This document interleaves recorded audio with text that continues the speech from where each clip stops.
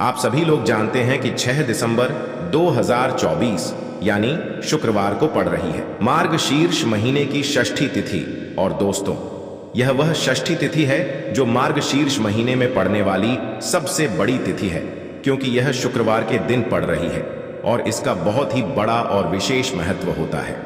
पूज्य गुरु जी ने कहा है कि अगर कभी भी मौका लग जाए और मार्गशीर्ष महीने की शुक्रवार षष्ठी तिथि को पड़ जाए तो आप लोगों को एक छुटकी काला तिल वाला उपाय तो अवश्य ही करना चाहिए। इन दोनों का संयोग बहुत कम आता है। और इसी के साथ मैं गुरु जी ने अपनी शिव पुराण कथा में बताया है कि इस दिन आपको एक छुटकी काला तिल वाला उपाय तो आपको अवश्य ही करना चाहिए, क्योंकि ऐसा दिन पूरे साल में सिर्फ एक ही बार आता है। और दोस्तों, आप सभी लोग जानते हो कि शुक्रवार षष्ठी तिथि का अगर सबसे बड़ा कोई उपाय है तो एक छुटकी काला तिल वाला उपाय है। तो दोस्तों, इस शुक्रवार षष्ठी तिथि के दिन आप लोगों को इस एक छुटकी काला तिल वाला उपाय को जरूर करना है। बहुत सारे लोग होंगे जिन लोगों ने इस उपाय को ना किया हो, मतलब पूरा साल निकल गया, उन्होंने किसी भी दिन इस एक छुटकी काला तिल वाला उपाय को ना किया हो। पर दोस्तों, आपके पास एक आखिरी मौका बचा हुआ है, जो कि 6 दिसंबर शुक्रवार षष्ठी तिथि के दिन है। तो इस दिन आप लोगों को इस वाले उपाय को जरूर कर लेना है। भले ही आपने पूरे महीने भर इस उपाय को ना किया हो, पर अगर आपने इस मार्गशीर्ष महीने के शुक्रवार षष्ठी तिथि के दिन अगर इस वाले उपाय को कर लिया तो आपको इस उपाय को करने का वह फल मिलेगा जिसकी आपने कभी कल्पना भी नहीं करी होगी। इसीलिए आप लोग इस वाले उपाय को एक बार जरूर कर लेना है, ताकि आप लोगों के हाथ से यह मौका ना जा सके और आपको इस उपाय को करने का फल मिल सके। दोस्तों, ये उपाय पंडित जी ने अपनी अभी की ही श्री शिव महापुराण की कथा में बताया है, जिस उपाय को आज हम आपको बहुत अच्छे से समझाने वाले हैं। इस वीडियो को देखने के बाद इस उपाय को समझने के लिए आपको कोई और वीडियो को देखने की जरूरत नहीं पड़ेगी। तो चलिए दोस्तों, उपाय को शुरू करते हैं। देखिए, यह इस मार्गशीर्ष महीने के शुक्रवार षष्ठी तिथि के दिन यह इतना खास होता है, इतना महत्वपूर्ण होता है। देखा गया है कभी कभी बड़े बड़े पूजा पाठ अनुष्ठान से जो मनोकामना पूर्ण नहीं होते, वह मार्गशीर्ष महीने के शुक्रवार षष्ठी तिथि के दिन एक छोटे से उपाय करने से ही आपकी मनोकामना पूर्ण हो जाती है। और बहुत सारे लोगों ने इस उपाय को किया भी है और उनको इस उपाय को करने का फल भी जरूर मिला है। अगर आप लोग भी इस उपाय को करना चाहते हैं तो आप इस उपाय को पहले अच्छे से समझ लेना, सुन लेना, उसके बाद करना। आपको इस उपाय का फल जरूर मिलेगा और इस उपाय को कर लेने से आपके घर में चाहे किसी भी प्रकार की दुख और समस्या क्यों ना चल रही हो, आपको उसका कारण भी नहीं पता है कि भाई यह समस्या किस कारण से चल रही है। उसका कुछ भी कारण हो सकता है, जैसे पितृदोष हो सकता है या किसी भी तरह का मंगल दोष भी हो सकता है। तो इस दिन आप लोगों को यह वाला उपाय कर लेना है। यह एक ऐसा उपाय है जिस उपाय को अगर किसी विशेष दिन पर किया जाए तो भाई उस विशेष दिन का जो है वह तो हमें मिलता ही मिलता है। पर हमने उस दिन पर इस उपाय को किया है तो हमें उससे भी बड़ा फल मिलता है, और फल बहुत जल्दी मिलता है, क्योंकि आप इस उपाय को बहुत ही बड़े और विशेष दिन पर कर रहे हो। तो चलिए अब उपाय के बारे में बात करते हैं, लेकिन उससे पहले आप लोगों को यह जानना आवश्यक है कि आखिर यह उपाय किस समय करना है, किसको करना है और कैसे करना है। तो चलिए हम आगे आपको वीडियो में एक एक करके बता देते हैं। लेकिन उससे पहले अगर आप लोग हमारे चैनल पर पहली बार आए हैं या फिर मेरी आवाज़ आज पहली बार सुन रहे हैं तो हमारे चैनल को सब्सक्राइब जरूर कर लेना और इस वीडियो को लाइक करके कमेंट बॉक्स में नमः शिवाय जरूर टाइप कर देना। तो दोस्तों, इस एक छुटकी काला तिल वाला उपाय को हमें इस शुक्रवार षष्ठी तिथि के दिन कैसे करना है, किसको करना है, किस समय करना है और कहां पर करना है, ये सारे सवालों के जवाब आपको इस वीडियो में मिल जाएंगे। और जो ये वीडियो देखेगा भाई, उसको एक छुटकी काला तिल वाला उपाय जरूर करना चाहिए, क्योंकि इस दिन एक छुटकी काला तिल का भी बहुत ही बड़ा और विशेष महत्व होता है। और जब बात आ जाए एक छुटकी काला तिल वाला उपाय की, तो यह सोने पर सुहागा वाली बात हो जाती है और यह एक बहुत ही बड़ा उपाय हो जाता है इस शुक्रवार षष्ठी तिथि का। तो अब दोस्तों, इस एक छुटकी काला तिल वाला उपाय को आखिर करना किसको है, सबसे पहले हम लोग वह बात जान लेते हैं। तो देखो, घर की जो बड़ी माताएं बहनें होती हैं, उन माताओं बहनों में से कोई भी एक बड़ी माता बहन इस वाले उपाय को कर सकती है। और दोस्तों, अगर आप चाहे तो अपने घर में से सभी सदस्यों को भी इस उपाय को करवा सकते हैं। अगर किसी व्यक्ति की खुद की कोई मनोकामना है, खुद की कोई दुख और परेशानी है जो कि वह अपने लिए ही करना चाहता है, इस वाले उपाय को तो वह खुद अपने लिए भी कर सकता है। बाकी अगर कोई घर में से ऐसा है जो कि अपने पूरे घर परिवार की सुख और शांति के लिए यह वाला उपाय करना चाहता है तो भाई वह भी कर सकता है, उसमें भी कोई दिक्कत वाली बात नहीं है। कहने का मतलब यह है कि इस उपाय को हर एक सदस्य भी कर सकता है और पूरे घर परिवार के सदस्य के लिए घर की बड़ी माताओं बहनों में से कोई एक माता बहन भी कर सकती है। माताएं बहनें अगर घर में उपस्थित ना हो या वह यह वाला उपाय ना कर पा रही हो तो फिर घर का कोई बड़ा सदस्य भी इस एक छुटकी काला तिल वाला उपाय को कर सकता है, चाहे फिर वह पुरुष ही क्यों ना हो, उसमें कोई भी दिक्कत वाली बात नहीं है। अब दोस्तों, जो अगला प्रश्न निकल कर आता है वह यह आता है इस उपाय को लेकर कि आखिर इस उपाय को हमें किस समय करना है, सुबह के समय करना है कि शाम के समय करना है। तो देखो, इस वाले उपाय को आप लोग सुबह के समय भी कर सकते हो और शाम के समय प्रदोष काल में भी कर सकते हो। अब अगर आप पूछो कि भाई सबसे उत्तम समय कौन सा रहेगा इस एक छुटकी काला तिल वाला उपाय को करने का, तो हम आपसे बस यही कहेंगे कि इस उपाय को आप सुबह के समय करेंगे तो ज्यादा बेहतर होगा। बाकी अगर प्रदोष काल शाम के समय भी करेंगे तो भी अच्छा होगा, उसमें कोई भी दिक्कत वाली बात नहीं है।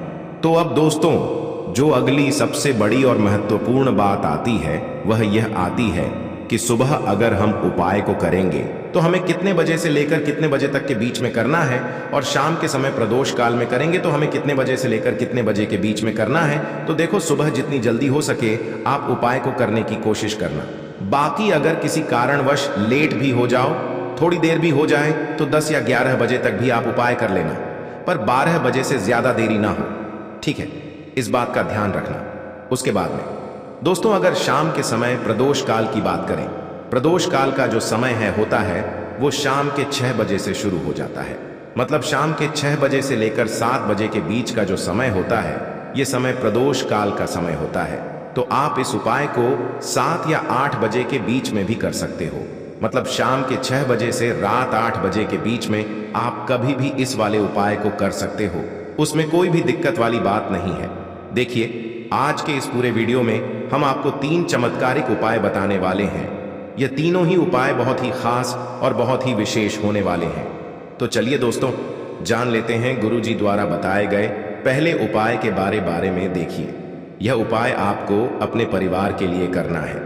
यदि आप चाहते हैं कि आपका परिवार का प्रत्येक सदस्य तरक्की करे, उन्हें हर कार्य में सफलता की प्राप्ति हो, तो आपको यह उपाय करना है। तो देखिए, इस उपाय को करने के लिए आपको एक आटे का दीपक लेना है। आपको अपने ही घर पर एक आटे का दीपक इस प्रकार से तैयार कर लेना है।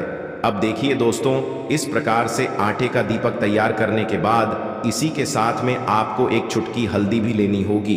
अब यह दोनों ही सामग्रियां लेकर के आपको पहुंच जाना है अपने ही घर में तुलसी जी के पौधे के पास में। देखिए, कई लोग कमेंट करके पूछ रहे हैं कि क्या हम तुलसी जी के पौधे के वहां पर, हमारे घर में जो तुलसी जी का पौधा है वह सूख चुका है, तो वहां पर भी इस उपाय को कर सकते हैं। तो हाँ, बिल्कुल, आप इस उपाय को, जो आपके घर में तुलसी जी का पौधा है वहीं पर आपको यह उपाय करना है। देखिए, सबसे पहले तो आपको यह जो उपाय है सूर्यास्त के बाद यानी कि रात्रि के समय में ही करना होगा। अब देखिए, सबसे पहले आपके पास जो एक छुटकी हल्दी है उसे आपको तुलसी जी के पौधे में डाल देना है। अब देखिए, आप जो एक आटे का दीपक लेकर के आए हैं, सबसे पहले तो आपको उसे तुलसी जी के पौधे के पास में रखना है, और तुलसी जी के पौधे के पास में रखने के बाद इस दीपक में हमें शुद्ध घी का प्रयोग करना है, और इसी दीपक में हमें गोल रूह की बाती का प्रयोग करना है। क्योंकि यह जो दीपक है विशेषकर हम हरि विष्णु नारायण के नाम से लगा रहे हैं। अब इस दीपक को आपको प्रज्वलित कर देना है और आपको भगवान विष्णु से, माता तुलसी से प्रार्थना करनी है कि हमारे घर में परिवार का प्रत्यक्ष सदस्य तरक्की करें, उसे अपने हर कार्य में सफलता की प्राप्ति हो, पूरा परिवार हमेशा खुश रहे। हे भगवान नारायण, आप हमारे परिवार की रक्षा करना। अब देखिए, दीपक को प्रज्वलित करने के बाद आपको तुलसी जी के पौधे के नीचे यदि तुलसी जी का पत्ता गिरा हुआ पड़ा है तो उसे आपको उठा लेना है।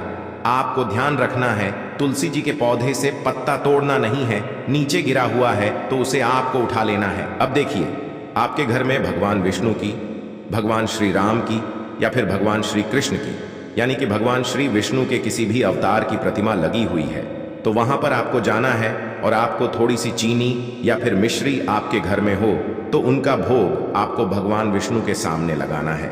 और जो आप तुलसी जी का पत्ता लेकर के आए हैं उसे भी आपको उसी भोग में डाल देना है। अब देखिए, थोड़ी सी देर इस भोग को वहीं पर रखे रहने देना है और फिर इस भोग को आपको अपने घर के परिवार के प्रत्येक सदस्य को प्रसाद स्वरूप प्रदान करना है। यकीन मानिए, इस उपाय को करने से आपके परिवार का प्रत्येक सदस्य हमेशा तरक्की पर रहता है और आपके परिवार में हमेशा खुशियां बनी रहती हैं।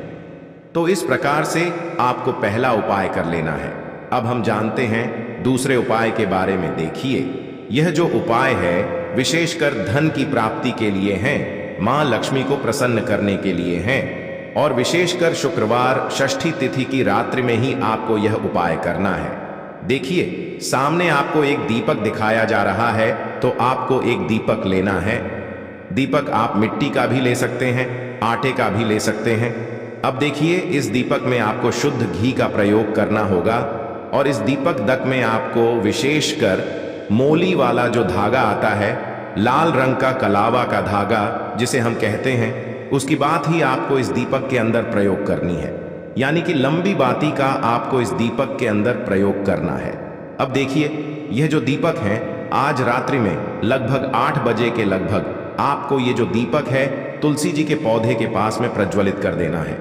दीपक की जो बाती है उसका मुख आपको उत्तर दिशा में रखना है, इस बात का ध्यान रखना है। और आपको ओम महालक्ष्मी नमः इस मंत्र का लगातार जाप करते रहना है। देखिए, इस मंत्र का आपको 11 बार या फिर 108 बार जाप करने के बाद तुलसी जी के पौधे के नीचे से थोड़ी सी मिट्टी उठानी है। देखिए, आप सभी को पता है कि अब भी मार्गशीर्ष के पवित्र दिन चल रहे हैं और मार्गशीर्ष महीने के दिनों में यदि आप शुक्रवार षष्ठी तिथि के दिन तुलसी जी की मिट्टी रात्रि के समय में लेते हैं तो इससे आपके जीवन के जो सारे संकट हैं वह समाप्त होते हैं। अब देखिए, आपको एक गिलास लेना है, उसमें आपको जल भरना है और जो आपने तुलसी जी की मिट्टी ली है सबसे पहले तो उसे आपको उससे गिलास के अंदर डाल है और इसी के साथ में आपको एक चुटकी हल्दी भी उसी पात्र के अंदर डालनी है। अब देखिए, इस जल का छिड़काव आपको अपने पूरे ही घर में करना है। देखिए, जल का छिड़काव आपको अपने घर के प्रत्येक कोने में करना है, मुख्य द्वार पर करना है, प्रत्येक कमरे में करना है, केवल अशुद्ध स्थानों को आपको छोड़ना है।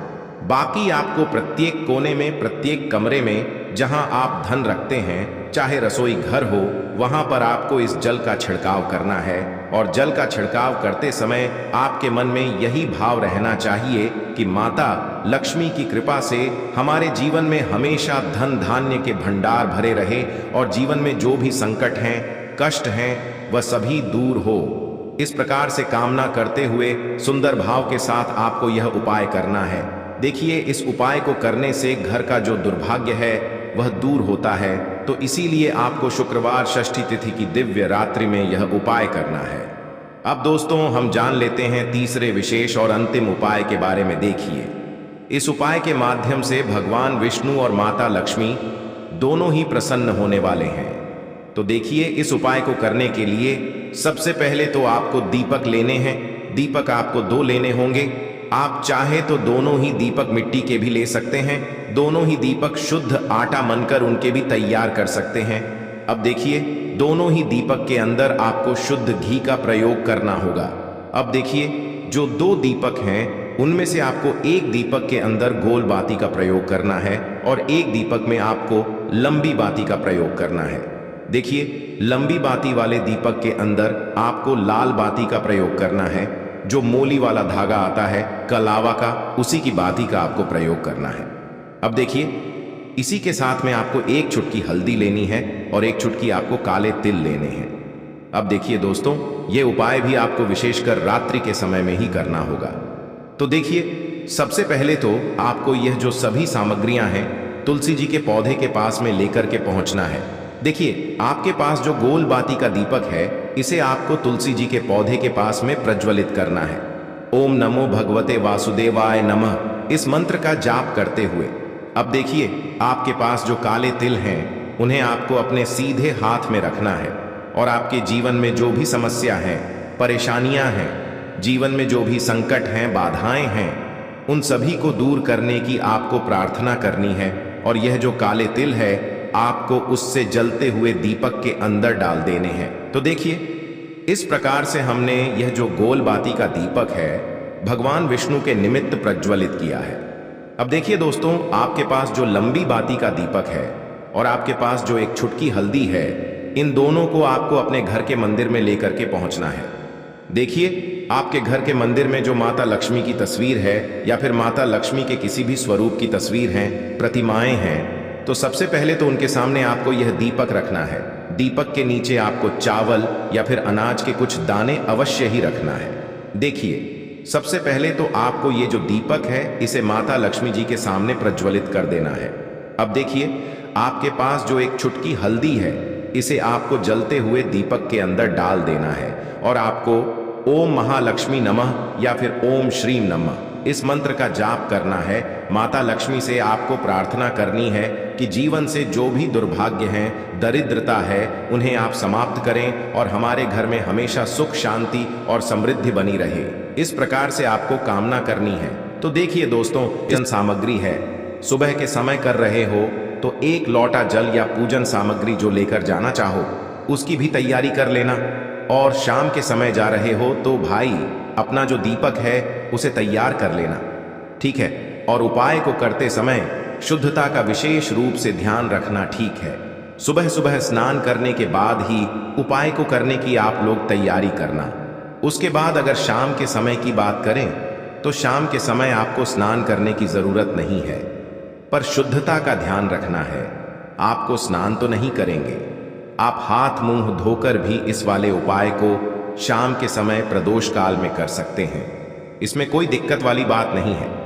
तो आप अपने उपाय की पूरी सामग्री तैयार करके आपके पास ही में जो आपका शिव मंदिर हो, वहां पर पहुंच जाइए। सबसे पहले शिव मंदिर में जाकर आप लोगों को उपाय नहीं करना है, पहले भगवान के दर्शन करना है, भगवान से आशीर्वाद प्राप्त करना है।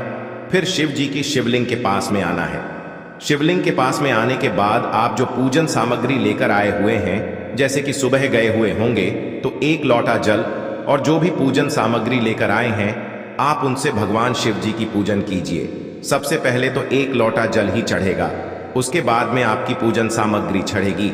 उसके बाद में अगर दोस्तों शाम के समय अगर आप इस उपाय को कर रहे हो तो अपने साथ में कम से कम एक जो दीपक है गोल बाती का, जो आप अपने साथ में लेकर गए हो, उस दीपक को मंदिर में जाकर अपनी माचिस से जलाना है और उस दीपक को शिवलिंग के पास में रखना है, ठीक है। इस दीपक को रखने के बाद ही आप लोगों को अपना ये वाला उपाय शुरू करना है।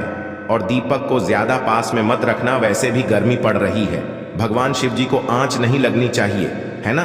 तो भाई, जैसे ही आपकी पूजा अर्चना हो जाती है, आप भगवान शिव जी को प्रसन्न कर लेते हैं। उसके बाद में शिवलिंग के पास ही में आप कहीं पर बैठ जाइए, सामने या आसपास जिस जगह पर आपको बैठना हो वहां पर बैठ जाइए और अपने वह 11 चावल के दाने अपने सामने निकाल कर रख लीजिए, क्योंकि अब यहाँ पर उपाय को यहाँ पर करने की आपको तैयारी करना है। और इस तरीके से जब आप उपाय करेंगे, पूजन सामग्री करने के बाद, पूजन अर्चना करने के बाद, तो आपको उपाय का फल बहुत जल्दी और बहुत बढ़ा होकर मिलेगा। तो अपने 11 चावल के दाने अपने सामने निकाल कर रख लेना।